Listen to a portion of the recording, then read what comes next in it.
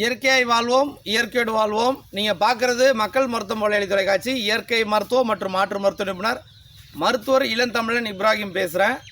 என்னோடய வீடியோக்களை முதல் முறையாக பார்க்குறவங்க கீழே இருக்கிற பெல் பட்டன், பக்கத்தில் இருக்கிற சப்ஸ்கிரைப் பட்டன் ரெண்டையும் அழுத்துங்க. ஃபேஸ்புக், வாட்ஸ்அப் மற்றவங்களுக்கு ஷேர் பண்ணுங்கள். இப்போ நம்ம பார்க்குற விஷயம் என்னென்னு பார்த்தீங்கன்னாக்க, வெயில் காலத்துக்கு ஏற்ற உணவு என்ன அப்படின்னு. இந்த கேள்வி எனக்கு ஏறக்குறைய பார்த்தீங்கன்னா ஒரு மாதமாகவே வந்துக்கிட்டு இருக்குது. உலக நாடுகள், எல்லா நாடுகளில் இருக்கிற தமிழர்கள், நான் என் வீடியோக்கள் பார்க்குறவங்க எல்லாருமே கேட்குறாங்க. எங்கள் ஊரில் ரொம்ப வெயிலாக இருக்குது, எங்கள் நாட்டில் நிறைய வெயிலாக இருக்குன்றாங்க. அதேமாதிரி நம்ம தேசத்துக்குள்ளேயும் பாரதத்துலேயும் பார்த்தீங்கன்னா நிறைய பேர் இந்த மாதிரி கேட்டுகிட்டே இருக்கிறாங்க.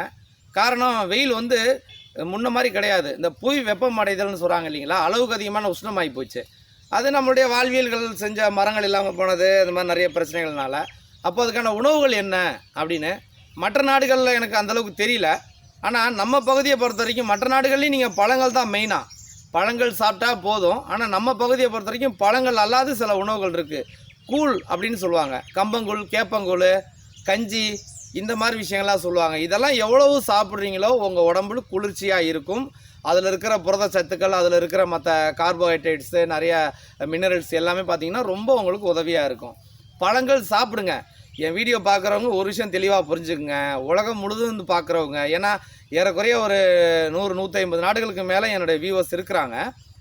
அது நல்லா எனக்கு தெரியும். நான் சேனல் அடிக்கடி அக்கௌண்ட்ஸ் பார்க்குறதுனால. மற்ற நாடுகளை பொறுத்த வரைக்கும் நீங்கள் பழங்கள் சாப்பிடுங்க. அது உங்கள் ஊர்களில் இருக்கிற ஹைப்ரிட் பழங்களை விட்டு நாட்டு பழங்கள் சாப்பிடுங்க. எல்லா பழங்களும் சாப்பிடுங்க. இந்த மாம்பழம், பப்பாளி, அன்னாசி இதை மட்டும் கொஞ்சம் குறைச்சிக்குங்க, நிறுத்திடாதீங்க. நான் சொல்கிறேன்னு டக்குன்னு விட்டுறாதீங்க.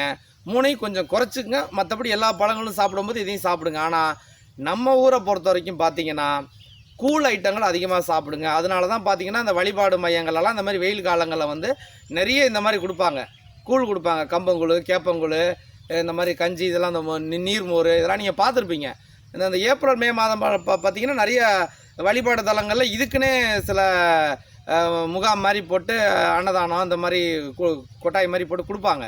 இது நம்ம நினச்சிட்டு இருக்கிறோம் அவங்களாம் வந்து ஒரு அவங்க சேவை மனப்பான்மையில் செய்கிறாங்க, சும்மா ஏதோ ஒரு வேண்டுதலுக்கு செய்கிறாங்கன்னு. அப்படி கிடையாது. முன்னோர்கள் பழக்கப்படுத்திட்டு போன ஒரு விஷயம் அது. அவங்களுக்கு வந்து இதை வந்து வாழ்வியெல்லாம் சொல்லி கொடுத்தா புரியாதுங்கிறதுக்காக இந்த ஏப்ரல் மே மாதங்களில் இந்த மாதிரி கோவில் வழிபாடு தலங்களில் வந்து திருவிழாக்கள் வைங்க, இந்த மாதிரி உணவுகள்லாம் கொடுங்க அப்படின்ட்டு அந்த மாதிரி பழக்கப்படுத்திட்டு போயிட்டாங்க. ஏன்னா எந்த ஒரு விஷயத்தையும் கடவுள் பேர் சொல்லி சொன்னால் நம்ம கேட்போம்.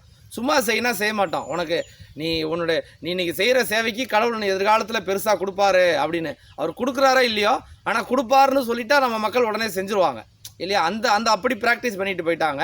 அதான் விஷயம், வேறு ஒன்றும் இல்லை. அதனால் நீங்களும் அந்த மாதிரி செய்யுங்க. முடிஞ்சால் நான் சொல்கிற மாதிரி அந்த புரிதல் இருக்கிறவங்க, நான் உங்கள் வீடு வாசல்களில், உங்கள் பகுதிகளில் இந்த மாதிரி இந்த 1 மாதம் 2 மாதத்துக்கு என்ன பண்ணுங்கள், சும்மா கொஞ்சம் இந்த கேப்பங்கூழ், இந்த கஞ்சிங்க, கம்பங்கூழ், இந்த மாதிரி ஏதாவது காய்ச்சி, மோர், இந்த மாதிரி விஷயங்கள், லெமன் ஜூஸ், அந்த மாதிரி ஒரு பெரிய, ஏன்னா லெமன்லாம் ரொம்ப, எலுமிச்சம்பழம் ரொம்ப குறைவான விலையில் கிடைக்குது. அந்த மாதிரிலாம் வச்சுக்கிட்டு உங்கள் பகுதிகளில் குழந்தைங்களுக்கு அந்த பகுதியை கொடுங்க. காரணம், இந்த வெயிலுடைய தாக்கம் அதிகமாக இருக்கிறதுனால நிறைய இந்த பருவ நோய்கள் நிறைய வரதுக்கு, சீசன் ஃப்ளூன்னு சொல்லுவாங்க, இதெல்லாம் வரதுக்கு நிறைய வாய்ப்பு இருக்குது. குறைஞ்சபட்சம் நீங்கள் எடுத்துங்க, மற்றவங்களுக்கும் இந்த விஷயத்த சொல்லுங்கள். நீங்கள் வாய்ப்பு கிடைச்சா உங்கள் உறவுக்காரங்க, நண்பர்களுக்கு கூட செஞ்சு கொடுங்க. இந்த கஞ்சிங்கெல்லாம் நிறைய பாருங்கள், யூடியூப் சேனல்களெல்லாம் நிறைய இந்த கூழுங்கெல்லாம் எப்படி செய்கிறதுலாம் சொல்லி கொடுத்துருக்காங்க. நானும் எதிர்காலங்களில் சொல்லிக் கொடுக்க போகிறேன். இருந்தாலும் இப்போதைக்கு அந்த மாதிரி விஷயங்களை பார்த்து கற்றுக்கிட்டு செய்யுங்க.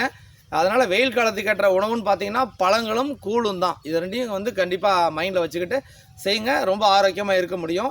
என்னோடய வீடியோ உங்களுக்கு பிடிச்சிருக்குன்னு நம்புகிறேன். கீழே இருக்கிற பெல் பட்டன், பக்கத்தில் இருக்கிற சப்ஸ்கிரைப் பட்டன் ரெண்டையும் முதல் முறையாக பார்க்குறவங்க அழுத்துங்க. ஃபேஸ்புக், வாட்ஸ்அப்பில் மற்றவங்களுக்கு ஷேர் பண்ணுங்கள்.